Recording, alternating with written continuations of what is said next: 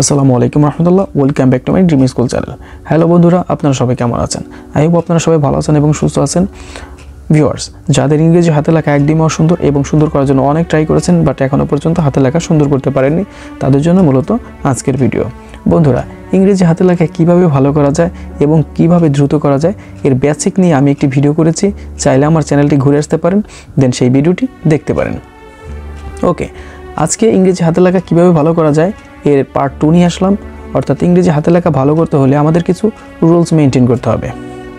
যেমন বর্ণগুলো সুন্দর করে লেখার অনুশীলন করতে হবে, বর্ণগুলো নির্দিষ্ট পরিমাণ বড় করতে হবে, একটি বর্ণের সাথে আরেকটি বর্ণ পাশাপাশি লিখতে হবে এবং শব্দের মাঝে নির্দিষ্ট পরিমাণ ফাঁকা রাখতে হবে। তারপর হচ্ছে বড় হাতের অক্ষরগুলো পারলে একটু স্টাইল করে লেখা, কারণ বড় হাতের অক্ষরগুলো একটু স্টাইল করে লিখলে লেখাগুলো অর্থাৎ লেখার ডেকোরেশনটা অনেক সুন্দর লাগে। ওকে, তারপর হচ্ছে লাইনগুলো সুন্দর করে লিখতে হবে এবং অ্যাট লাস্টে আপনার যেটি প্রতিদিন করতে হবে, অর্থাৎ প্রতিদিন আপনার লেখার প্র্যাকটিস করতে হবে। বন্ধুরা, আজকের ভিডিও পর্যন্তই। ভালো থাকুন, সুস্থ থাকুন, আল্লাহ হাফেজ।